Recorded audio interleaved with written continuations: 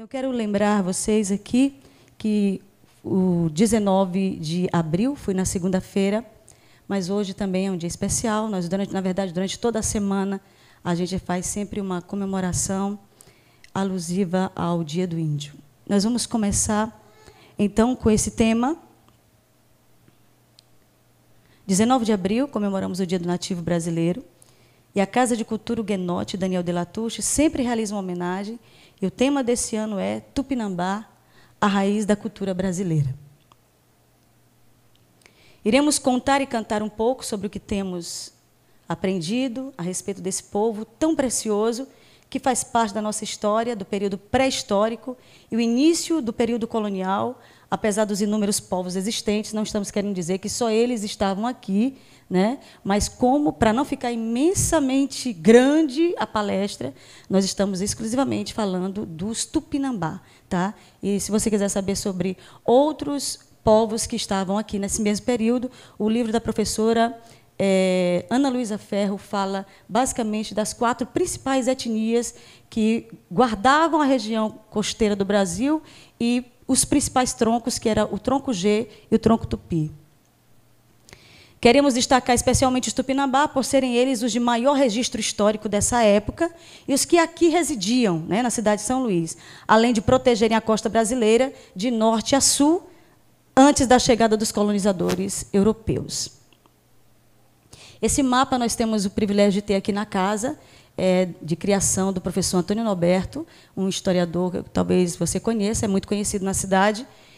A casa, nessa área, tem a exposição do professor Antônio Norberto, e essa aí é uma obra que foi criada por ele através das suas pesquisas, e nós observamos, eu vou já falar para vocês, aqui, eu não tenho como mostrar aqui, mas nessa parte aqui de baixo é onde nós estamos, onde está bem povoado, perto daqueles 2 navios, é onde nós estamos, aqui é o centro histórico, a cidade era só aquele vilarejo, né, na chegada então dos franceses em 1615, na verdade, na saída dos franceses daqui.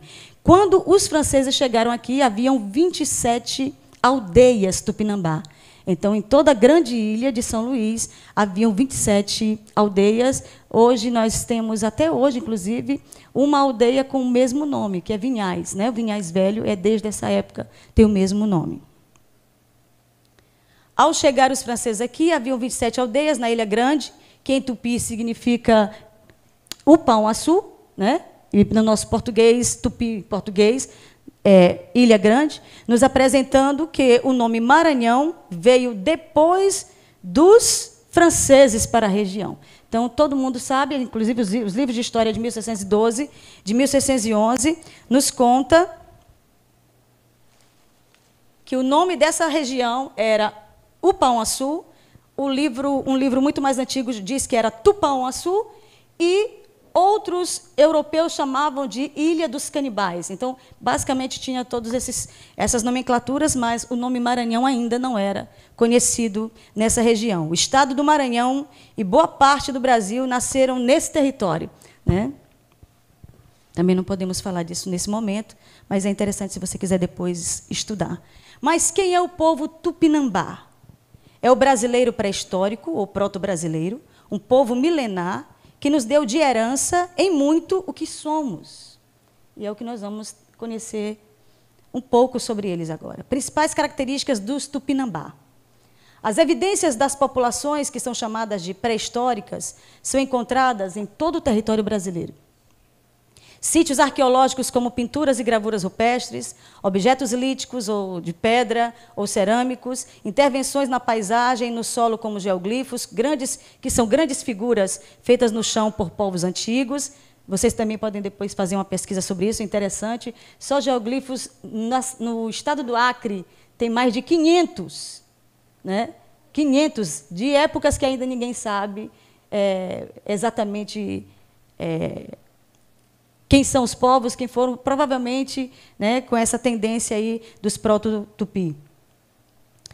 E os sambaquis, que também, para nós, os historiadores e arqueólogos que estudam sobre isso, sabem muito bem, são depósitos construídos pelo homem, constituídos por materiais orgânicos e calcários, conchas, né, montanhas de conchas, que eram feitas, empilhados ao longo do tempo, e eles tornam-se montes, né? Entre outros, são as marcas desse antigo Brasil.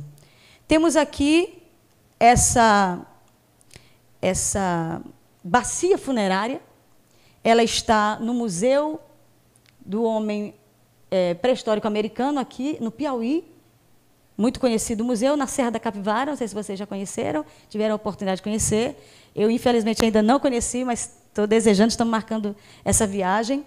E, assim como nós temos, não somente lá, mas em vários lugares do Brasil, a mesma forma ritual de enterro, né, dentro de uma bacia cerâmica grande, onde o nosso proto-tupi, eles eram colocados numa posição fetal, como se fosse assim que eu nasci, é assim que eu vou ser levado para outra dimensão.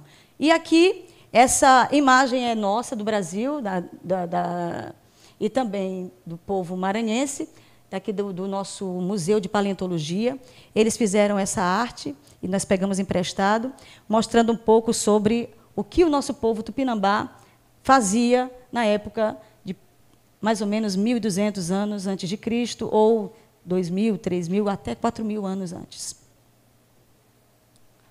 Eu queria que vocês observassem um pouco, os desenhos são bem diferenciados, né? Parecidos um pouco também com os tapajós, com esse povo aqui da região norte do Brasil, mas bem diferenciado em relação aos demais. As listinhas vermelhas ao redor também bem delicadas. É bom, se você depois quiser estudar, tem diferença da cerâmica de um para o outro, tem diferença, e a nossa é essa aí. As mulheres, a quem cabe todo o trabalho doméstico, fabricam muitos potes e vasilhas de barro para guardar o cauim. Cauim é aquela bebida que nós também falamos aqui na Casa de Cultura. Lá embaixo também tem uma tela, uma arte feita por Theodore de Braille, e ele mostra como o cauim era produzido. Acho que vocês... Inclusive, o cauim está em alta, né? Tem muita gente estudando sobre o cauim, que é uma bebida fermentada. Ela era feita de mandioca ou de milho e sempre com um suco. E esse suco misturado era fermentado por uma coisa bem especial, a saliva das tupinambá, né? Então, só fermentava a partir da saliva delas, homem não cuspia lá dentro, só mulher, e eles bebiam com muita alegria, ok? Inclusive, aqui na parte sul do Maranhão, a parte sul do Maranhão, eles estão produzindo algo parecido. Até brinquei com um antropólogo que veio aqui, mas está tendo o cuspe, né? Não, ainda não chegamos nessa parte, mas está tendo uma fermentação natural, eles estão dizendo, né? Mas muito parecido com o cauim. Então, quando você ouvir falar na palavra, né, essa palavrinha cauim, é uma bebida fermentada por saliva das nossas mulheres proto-brasileiras. Fazem ainda panelas redondas ovais, frigideiras e pratos de diversos... Gente, eu fico impressionada porque quando você começa a estudar sobre isso, você descobre, ou até você raciocina, que aquilo que foi ensinado para nós, que o nosso povo não era inteligente, que o nosso povo não produzia nada, que o nosso povo era preguiçoso, que o nosso povo era burro, né, que o nosso povo não tinha cultura, não é nada disso. Era um povo que produzia conforme a sua época, sua cerâmica, toda a sua forma de vida era produzida por eles mesmos, inclusive de forma muito inteligente, porque nós não tínhamos, nessa época, a tecnologia que nós temos hoje, e, mesmo assim, eles faziam coisas que você fica assim, uau, como a rede, por exemplo, né? As redes antigas que eram usadas para dormir, como nós, até hoje, temos a graça de dormir em rede. Então, eles faziam as frigideiras, pratos de diversos tamanhos, e ainda certa espécie de vaso de barro, que não é muito liso por fora, mas tão completamente polido por dentro e tão bem vidrado que não fazem melhor os nossos oleiros. Você vai encontrar isso no livro, esse aqui, Viagem à Terra do Brasil, página 185, de Jean de Lery. É um diário de um jovem de 17 anos que veio para o Brasil com uma equipe de franceses em 1557 e decidiu virar antropólogo ele era só sapateiro, mas Deus iluminou esse cara para escrever tudo o que ele viu, e hoje, basicamente, nós temos um dos maiores acervos históricos registrados do povo tupi, através de Jean de Lery, o francês Huguenot. No livro Papagaios Amarelos, de Maurice Pianzola, que é esse aqui, muitas informações boas também. São camponeses, semi-sedentarizados e guerreiros, sabem plantar legumes e cultivar árvores frutíferas em terras queimadas, tecem e trançam, fazem cerâmica decorada e pulem a pedra. Então, nós estamos aqui diante da tecnologia da época. Uma das principais curiosidades sobre os Tupinambá. Pouco se sabe sobre as características desse povo. Mas essa eu quis colocar, porque é um pouco assustador, toda vez que a gente mostra ele, é esse aqui, ó. Esse aqui é o Tupinambá. Esse aqui é o Cunhambebe, ele era o líder da região sudeste do Brasil. Chamavam ele de mito porque achavam que ele não existia, até que Hans Staden, um alemão que ficou entre eles um ano, alemão e também protestante, escreveu a respeito dos Tupinambá e teve a oportunidade de ver Cunhambebe. Então, nessa oportunidade, ele disse que não era realmente mito, ele era uma figura que parecia mitológica por causa do tamanho, né? O nome Cunhambebe significa gago. Então, o que ele tinha de grande, de imenso, de forte, ele não podia falar direito. E Hans Staden, como um bom alemão, falava muito bem tupi, e ele teve uma boa conversa com Cunhambebe. Uma observação aqui quanto à sua cor, apesar da região quente, não eram pretos. Eram morenos, como os espanhóis ou os demais moradores europeus. E Claude Abbeville descreve que nasciam tão brancos quanto os filhos dos franceses.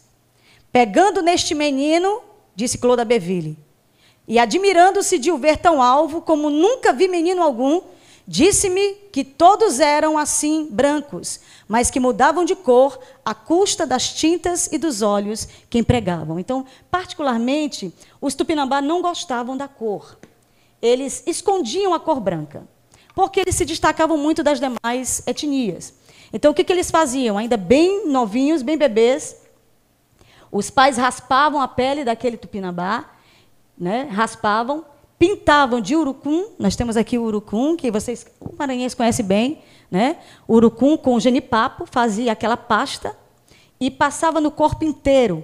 Sol, banho de rio e genipapo e urucum. Com 5 anos, ninguém mais sabia a verdadeira cor dos Tupinambá. Então, só quem morava aqui que descobria que eles eram brancos. Mas eles não gostavam daquela tonalidade, por isso eles escondiam, camuflavam com a tonalidade vermelha do urucum. Do temperamento dos Tupinambá. Eu gosto disso porque é a nossa cara. É a cara do povo brasileiro. Gênio e humor. Claude Abbeville compreendeu que o clima temperado do Maranhão, inclusive Claude Abbeville, nesse livro dele aqui, História da Missão dos Padres Capuchinhos na Ilha do Maranhão e suas circunvizinhanças, ele fala sobre esse sentimento temperamental que as pessoas têm, por exemplo, e nós, às vezes, até tocamos nesse assunto. Por exemplo, os europeus são mais calados e frios porque o tempo lá é frio, é assim que ele fala aqui.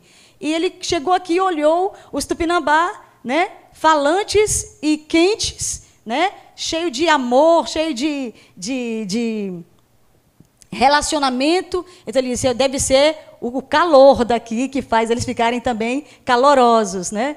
Então, aqui ele compreendeu que o clima temperado do Maranhão interferia no gênio e alegre humor dos Tupinambá. Na verdade, inclusive, eu quero falar de um ponto aqui bem interessante, no dia que eles viram os franceses comendo uma galinha, né? Eles não comiam galinha porque eles achavam que era um bicho muito doméstico. Eles não comiam galinha, né? Eles eram antropófagos, né? E eles não comiam o ovo da galinha. Então, quando os franceses comiam o ovo, eles ficavam dizendo, como você pode, guloso, comer uma galinha inteira, né? Então, o ovo tem realmente ali uma galinha inteira. Então, ele dizia, não coma o ovo, você está comendo a galinha inteira. Na verdade, sempre pensei, olha o que diz Claude Abbeville, o padre Claude Abbeville, sempre pensei achar animais ferozes. Homens totalmente brutos, rústicos e selvagens. Como já disse, porém, iludi-me em meus cálculos. Nenhum povo que eu saiba os excede na perfeição de seus sentidos naturais, interiores ou exteriores. Realmente, quem conhecia os Tupinambá se apaixonava, né? Os sentidos extremamente apurados. Inclusive, se você ler o livro de Hans Staden, você vai perceber como Hans Staden tenta enganar os Tupinambá, que ele era francês, mas ele era alemão. Então, ele, mesmo sendo lourinho como os franceses, ele tentou enrolar os Tupinambá para não ser comido, né? E ele dizia, eu sou francês, eu sou francês. E os Tupinambá diziam, claro que você não é francês, claro que você não é, como é que a gente chama aqui?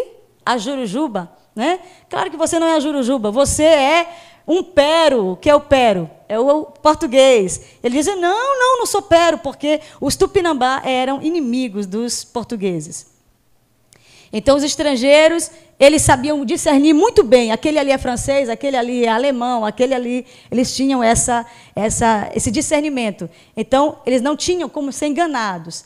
Enxergavam ao longe os navios como se estivessem usando lentes. De boa índole, muito discretos, entendiam rapidamente o que se queria dizer, gostavam de aprender e tinham facilidade de imitação. Sobre imitação também tem algo muito interessante no livro de Claude Abbeville, quando os padres capuchinhos chegam com o meio da cabeça raspado, né? Os capuchinhos. Quando eles olham no outro dia, todos eles estavam com o meio da cabeça raspado. E aí perguntaram por quê? Porque os nossos sacerdotes têm a cabeça raspada e a gente quer ser igual a eles, né? Então, de boa índole, eles gostavam de aprender, tinham facilidade de imitação. Sabiam ouvir por muito tempo. Olha que coisa legal.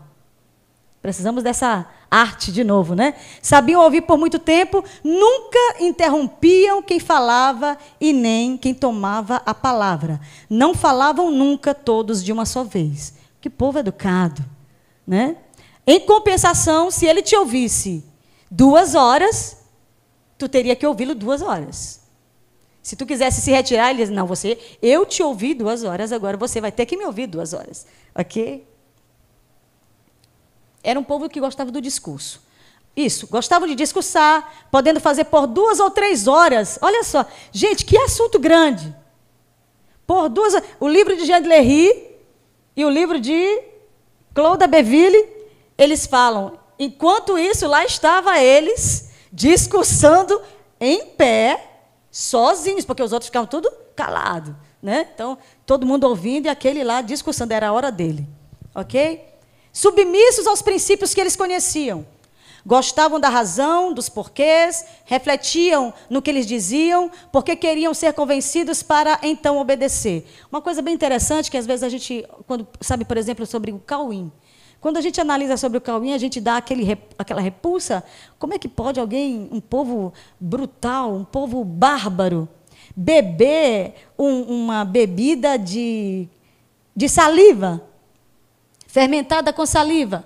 E Jean de Lery, ele é considerado hoje o pai da antropologia moderna por isso, mesmo nunca tendo estudado em nenhuma universidade, mas pelo conteúdo que ele trouxe de dentro dele mesmo, né? Deixou essa obra de arte para nós, para o resto da vida, né? Ele trouxe, ele faz um paralelo entre aqueles que querem desprezar a cultura do Cauim, e ele diz assim, você que escolhe o que é mais decente, se é o Cauim que é fermentado pela saliva das Índias, ou se é o vinho, que é pisoteado, antes de se tornar vinho, por homens, né, que levantam suas calças e deixam o suor das virilhas descer para dentro do seu vinho. Você que escolhe. Ou você acha que o vinho é melhor, né, ou é mais saudável do que o Cauim. Então, é algo a ser pensado realmente muito interessante.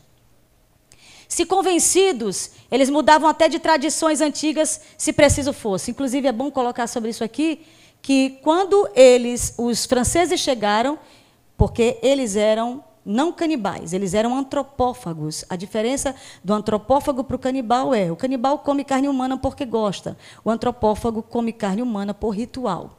Então, ele não comia qualquer humano, ele comia o valente, porque ele acreditava que as forças, a habilidade, as virtudes do valente entravam nele. Então, quando os franceses chegaram aqui, pediram para ele, olha, nunca mais coma gente.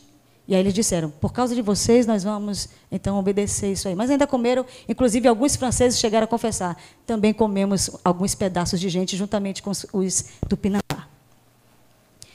Outro detalhe, não gostavam, muitos deles vomitavam enquanto comiam, né? Porque tinham, às vezes, repulsa, vomitavam, mas voltavam para comer por ser ritual. Vocês entendem sobre a questão cultural, né? É algo muito mais forte, às vezes não compreendido por nós que estamos aqui fora.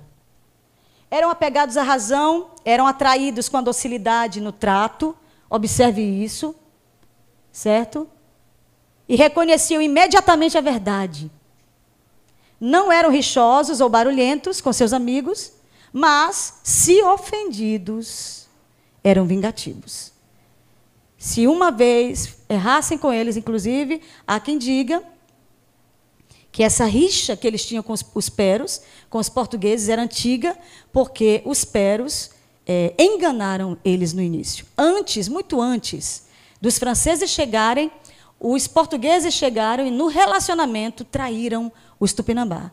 E porque traíram uma vez, eles nunca mais quiseram relacionamento com os portugueses. Em compensação, os franceses sempre foram um povo de diálogo e eles sempre quiseram, então, esse relacionamento mais próximo.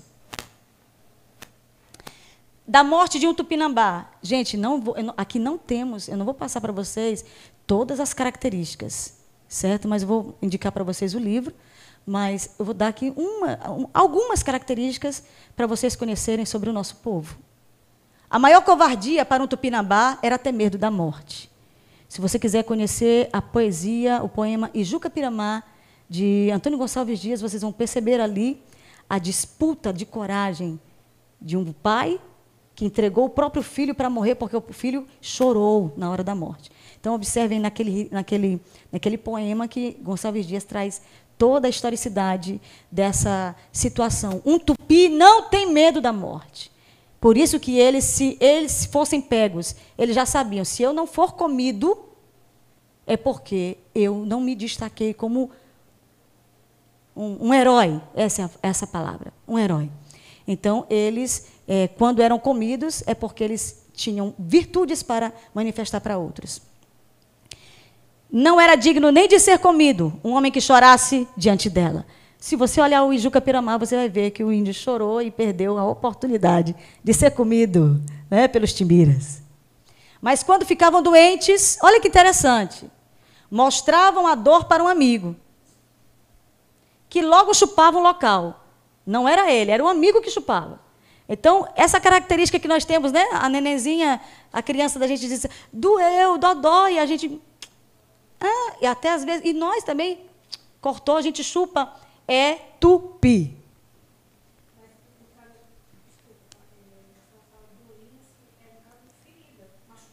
Ferida, isso, ferida, machucada, exatamente. Não davam nenhum remédio, a não ser que ele pedisse. Eu vou já falar sobre isso. Sempre ferida exposta, né, aberta, corte. Eles mostravam para o outro e o outro nunca dava um remédio se o outro não pedisse.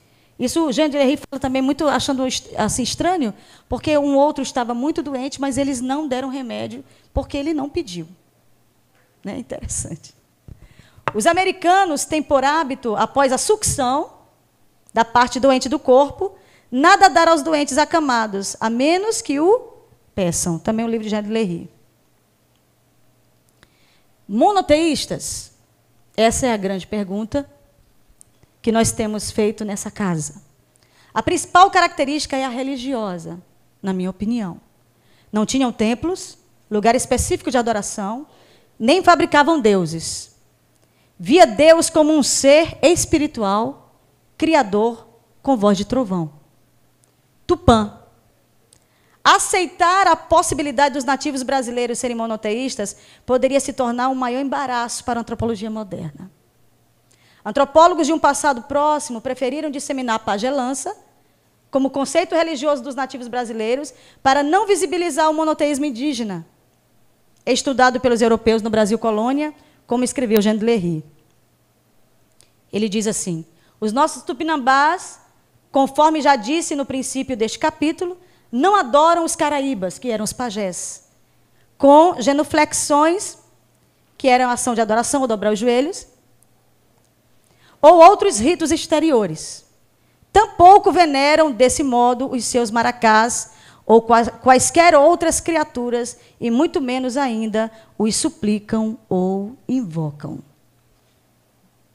A pagelança, que era uma espécie de feitiçaria, eu estou falando isso por causa do livro de Claude Beville e Papagaios Amarelos. Esses 2 livros, os franceses falam com eles, os padres capuchinhos falam com eles. Nós não queremos mais que vocês façam rituais de feitiço, de feitiçaria. Tipo assim, como eles eram muito vingativos, eles diziam, eu vou fazer um feitiço para te matar, eu vou fazer um feitiço para te adoecer. E ele falava essas coisas e os padres disseram, não quero que vocês falem mais essas coisas. Então, foi falado entre eles que eles iam ser proibidos de praticar a feitiçaria aqui depois do cristianismo dos capuchinhos. Mas queiram ou não, a verdade é que o monoteísmo é a raiz, é a nossa raiz espiritual. Só havia um Deus que denominavam Criador e chamavam esse Deus de Tupã.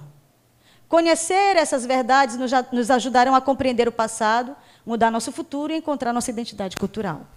Foi com essa receptividade espiritual que os padres capuchinhos, inclusive, não tiveram muito trabalho, porque também, vindo de uma religião monoteísta, eles falaram, nós cremos em um Deus. Eles disseram, nós também cremos, mas um Deus que não se pode tocar.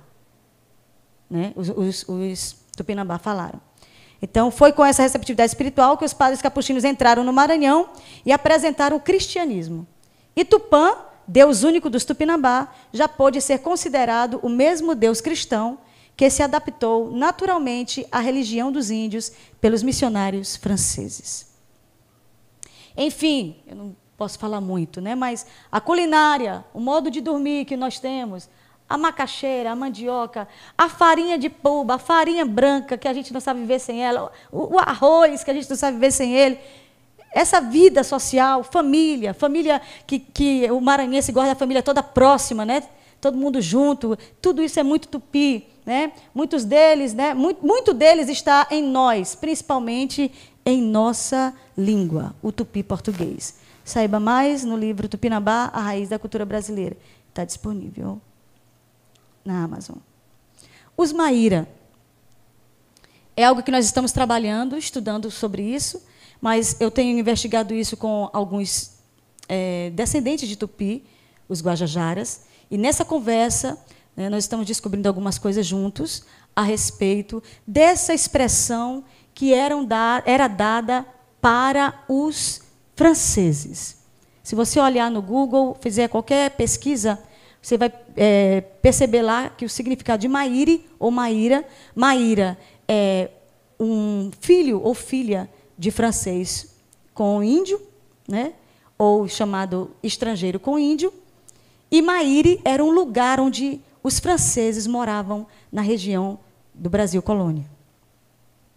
Alguém de forma ignorante, essa é a minha opinião, declarou que o povo maranhense gosta dessa relação sanguínea histórica com o francês por pura vaidade. Alguém disse isso e fala isso, né, demais aqui em São Luís. Então vamos analisar. Que vaidade teríamos em querer preferir ser descendentes dos hereges, conforme esses mesmos livros falam. Os franceses são hereges, por isso que eles perderam a batalha. Perdedores, como os franceses do período colonial em São Luís, são divulgados nos livros de história e até hoje, desmoralizados nas academias maranhenses. Meu Deus, como essa casa aqui enfrenta alunos que já vêm envenenados assim. E a gente diz, calma, é a nossa forma de pensar. Você tem a sua, nós temos a nossa. E a nossa é válida, a sua é válida. É a forma que você pensa que nós pensamos diferente, mas isso não vai arrancar ou negar a história do Estado do Maranhão, a história do nosso povo. Ok? E isso também abre um parênteses para analisarmos hereges. É assim que os livros chamam. Se você olhar todos os livros de Mário Meirelles, quem me lembra mais um que está aqui na casa, que nós não trouxemos para cá para cima? O Provençal, vários outros livros, né? A professora Ana Luísa Ferro fala sobre hereges. Então, eles não eram católicos? Porque quem era herege? Judeus e protestantes, nessa época. Esses argumentos nos fazem entender que, na fundação francesa da cidade, tinham tantos hereges, ao ponto de Portugal criar uma história mitológica para a Batalha de Guaxinduba, ao relatar que quem os ajudou a vencer os franceses aqui foi uma santa católica, que transformou a areia em pólvora e deu exclusivamente a pólvora para os portugueses. Ora, ela era uma santa. Por que não deu para os franceses também se salvarem? Obtendo a vitória sobre os hereges franceses. Esse é o argumento que é usado em nossos dias. E por que a santa se recusaria a ajudar os franceses? Porque a santa foi parcial. Que ódio é esse aos franceses? Eu estou falando de ódio, gente, porque não é você que está aqui, de vez em quando, nessa casa, e eles vêm armados de raiva sobre a história francesa, a Fundação Francesa, que a gente fica assombrado.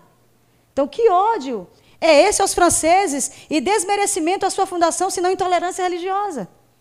O que faria historiadores colocarem seu nome na lista dos negacionistas históricos, intolerantes, racistas ou anti-tupi, ao intentar contra a história de fundação de São Luís pelos donos da terra, os Tupinambá, e os franceses, seus aliados?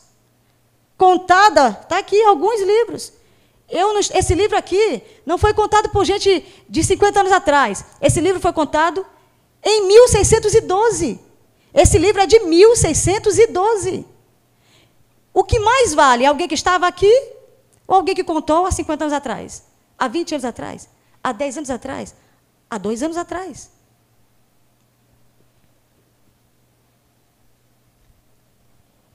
Ok. Na verdade, não é vaidade. Apesar da tentativa de extermínio dos tupi, porque, infelizmente, eles não estão aqui. Os Tupinambá não existem mais, eles foram exterminados da costa brasileira e do Maranhão. Eles não estão aqui para contar. Então, quem escreveu sobre eles, inclusive, escreveu com muita alteridade, com muito respeito a eles. Quem escreveu sobre eles merece a nossa observação, né? A nossa análise. Ficaram filhos que se espalharam por todo o Brasil. E herdamos muito mais que herança sanguínea. Alguém pergunta, sempre a pergunta é a mesma. Mas o que os franceses deixaram aqui? Gente. Não foi prédio. Foi gente. Sangue. DNA. Maíra. A nossa alma é franco-tupi. É maranhense. É Mairauá, que é a junção entre Tupinambá e francês. Porque os Tupinambá denominaram os franceses de Maíra. Vamos saber.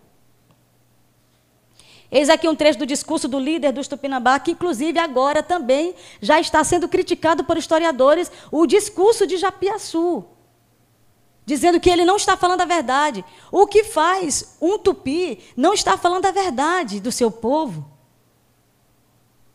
Com 500 testemunhas. Tinham aproximadamente 500 testemunhas ouvindo o Tupinambá discursar aqui no Forte São Luís.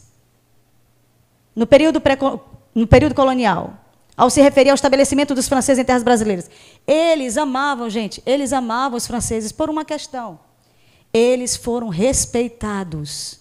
Nós sabemos, não para fundar São Luís, é a única capital do Brasil que não se derramou sangue.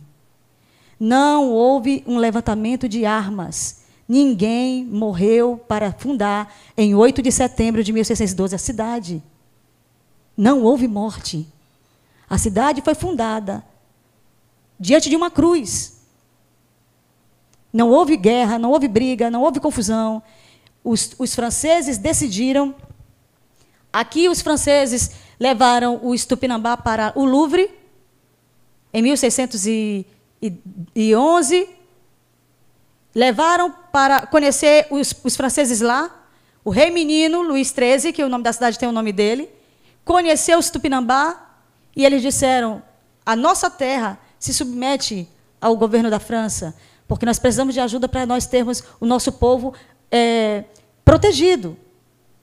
O problema maior, na minha opinião, que os Tupinambá perderam a guerra. Ora, O Brasil tinha 4 milhões de habitantes. Portugal tinha 2 milhões de habitantes. O que fez Portugal vencer essa batalha? Os 4 milhões de habitantes eram divididos. Eles brigavam entre si. Então, lá embaixo, você vai olhar que o tronco G, os Tremembé, eram inimigos do tronco Tupi, os Tupinambá. Então, foi muito fácil. Portugal fica do lado do tronco G, os Tremembé, e França fica do lado dos Tupinambá e colocam um contra o outro e deixa acontecer. E hoje nós, infelizmente, não temos os Tupinambá. Quer dizer, nós não temos, são muitas etnias, né? Vocês sabem disso. Estou aqui com o diário de Cloda Beville. Temos aqui as palavras do nosso querido Japiaçu, traduzida por Davi Migan. Pensas que pode haver no mundo nação que se aproxime da bondade dos franceses? Não, não. São os franceses os primogênitos da igreja, os verdadeiros filhos que o grande Tupã escolheu primeiro para lhes dar sua lei, só porque não trouxeram armas. Só por isso. E foram eles também os primeiros a ensinar os outros. Os Pero, os portugueses, como as demais nações, só a receberam muito depois deles. Tanto que são ainda jovens e não são tão bem instruídos quanto os franceses. Os próprios paí, os sacerdotes, que se encontram dentre eles, os portugueses, não passam de aprendizes dos verdadeiros paí, se referindo aos sacerdotes franceses, e não são capazes de observar as coisas ensinadas pelo grande Tupã, Deus único dos Tupinambá. Inclusive, até os dias de hoje, os tupi, como os guajajaras, até hoje têm o mesmo Deus, Tupã. Os Tupinambá tinham um conceito intermediário entre o divino e o humano. Eles tinham uma concepção messiânica. Assim como os gregos. Eles criam que existia uma categoria que ocupava o espaço entre o Criador e o humano. Seria os Maíra. André Tevet escreveu sobre esse conceito, e a professora Ana Luísa Ferro, nesse livro aqui, maravilhosamente fala, né? Ela é maranhense, ela esmiuça esse tema. No livro de 1612, da professora, páginas 67 e 68, no rodapé, ela cita André Tevet, descrevendo Maíra como mitologia indígena, e desenvolve o conceito de tais indivíduos como pessoas de feitos grandiosos, genuínos heróis de uma civilização, herdeiros e sucessores de Maíri Monã. Mas quem seria o Maíri Monã? Era um ser divino, de que os Tupinambá acreditavam ser os franceses seus sucessores e descendentes. Porque os Maíra tinham mais respostas que eles e que suas ações eram admiráveis, civilizadas, não violentas, sábias. Os Maíra eram como herdeiros e sucessores de Maíra e Monã. Assim como outrora, entre os gregos, aqueles que se destacavam dando vitórias ao seu povo eram chamados de heróis, de onde veio a expressão virtude heróica. Acreditam os selvagens que desse ser provém todos os homens que viveram antes do dilúvio. Então, nós estamos aqui diante também de uma ideia antediluviana, né, de que os Tupinambá acreditavam no dilúvio. Você vai encontrar no livro de André Tevet. Nós não temos na casa ainda, mas nós fizemos uma boa pesquisa a respeito desse livro. Ele era cosmógrafo do rei da França, Carlos II, né? E você vai encontrar isso na página 51 e 52. André Tevet veio num outro período, 1554, 1552, ele estava no Brasil. Não foi no nosso período aqui, de 1612, foi basicamente 100 anos antes. Ele alegava que a palavra Maíra foi usurpada depois do dilúvio. Evento que os Tupinambá diziam ter sido universal. Maíra, na língua tupi, significa transformador, espírito elevado, uma vez que o personagem em causa era hábil em transformar uma coisa em outra, ou seja, tinha dons sobrenaturais. Quanto à palavra Monã, significa velho ou antigo, que também pode significar imortal, visto que o grande Monã significava o divino. E os Maíra, como seus descendentes, povo sábio e civilizado. Mas para Suzanne Lucien, a professora de francês aí, professora? Luciani, muito bem. Para Suzanne Luciani, no seu livro, Os Franceses na América durante a segunda metade do século XVI, em nota no capítulo 3, comenta o significado da palavra Maíra, criticando o conceito de TV. Como Maíri ou Maíra, em tupi, seria o nome genérico dos heróis civilizadores e que se combina com diversos qualificativos, aqui como Munan, que sugere a ideia de criação, que corresponderia a Deus Criador, ao se referir ao termo Maíra e Munan e Maíra, seus descendentes. A união sanguínea não deixou prédio, mas deixou gente, filhos, né? Os Marabá. Talvez você nunca ouviu falar sobre isso, mas os Marabá é exatamente a junção entre o francês e o tupi. Eu faço aqui essa junção, não é? Francês mais tupinambá, Mairauá ou Auão, Mairauão ou será Maranhão? É uma pergunta que nós temos que fazer. O que sabemos sobre esse povo é que um dos etnólogos mais importantes e o pai do indianismo no Brasil, Antônio Gonçalves Dias, deixa para nós um registro através de um dos seus mais renomados poemas, Marabá. A união sanguínea do francês com a tupinambá, que foi o primeiro povo marginalizado e excluído do Brasil, porque o francês colonizador, o que aconteceu com ele na Batalha de Guaxinduba? Foi expulso em 1615. As índias que estavam casadas com eles ficaram grávidas. E os tupinambá foram mortos, fugiram, os franceses fugiram, e esses adolescentes, essas crianças, elas foram chamadas de Marabá e elas eram muito fáceis de ser reconhecidas. Olha o rosto aproximado que na tela de Rodolfo Amoedo, que está no Rio de Janeiro, no Museu de Belas Artes do Rio de Janeiro, ele traz a ideia de uma Marabá. E essa tela aqui que vocês estão aqui do lado, nós temos na Casa de Cultura a ideia de um menino Marabá, fazendo a lembrança de um adolescente, né, ao ficar sem pai, ficar órfão aqui na cidade, na região de Upauaçu. O poema Marabá anuncia um sentimento de abandono e orfandade, de preconceito racial, de uma menina sem sobrenome que carregava em sua face a causa do repúdio. Você vai olhar ali o poema e você vai perceber que o nosso querido Gonçalves Dias deixa os traços da Marabá destacados para exatamente mostrar. Era muito simples encontrar um Marabá.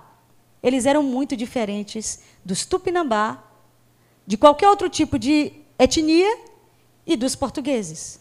Então, eles não eram, como eu gosto de falar, não eram franceses, não eram tupi, não eram portugueses. Eles eram uma nova raça. Eles eram os Mairauá, eles eram os Marabá. Hoje a casa tem a honra de ter em seu acervo o busto desse poeta e etnólogo que deixou o registro da ancestralidade do povo maranhense, que é a nossa genealogia. Estamos comemorando hoje, como Casa de Cultura, o Dia dos nossos ancestrais e nativos brasileiros, o Dia do Índio, mas, mais do que isso, estamos descobrindo nosso passado, nossa identidade. E não é simplesmente o nosso passado, mas disso depende o nosso futuro, para que nossos netos saibam de onde vimos. O que nos une aos nossos ancestrais é a nossa história. Não são passos históricos, são pontes. Ok? Estas pessoas não eram selvagens, preguiçosos, malditos, sem alma. Elas tiveram cultura, arte, fé, família, dignidade, discurso, trabalho. Eles são nossos pais. Estamos nos encontrando com a nossa história. E esse é o dever e o motivo da existência da Casa de Cultura Huguenote, Daniel de Latouche. Obrigada. Obrigada.